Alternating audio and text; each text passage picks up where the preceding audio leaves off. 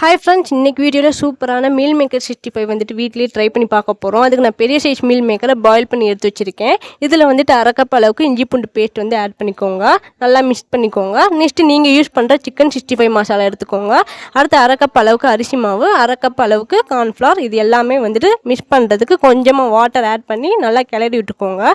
தேவைப்பட்டால் கேசரி பவுடர் வந்து எடுத்துக்கோங்க, இல்லைனா வந்துட்டு ஆப்ஷனல் தான். நெக்ஸ்ட்டு நான் காரத்துக்கு கரம் மசாலா எடுத்துருக்கேன். இது எல்லாமே நல்லா ஊறணும். எல்லாமே மிக்ஸ் பண்ணதுக்கப்புறம் இதை 15 மினிட்ஸ்க்கு அப்படியே விட்டுறலாம். ஆஃப்டர் 15 மினிட்ஸ் பார்த்திங்கன்னா நல்லா ஊறி இருக்கும். இப்போ இதை வந்துட்டு ஃப்ரை பண்ணுறதுக்கு எண்ணெய் நல்லா காய வச்சுக்கோங்க, போட்டதும் பொரிஞ்சு வர மாதிரி. இப்போ பார்த்தீங்கன்னா உங்களுக்கே தெரியும், அப்படியே வந்துட்டு ரெட்டிஷ் கலரில் வந்திருக்கு. பார்க்கவும் வந்துட்டு க்ரன்ச்சியாக வந்திருக்கு.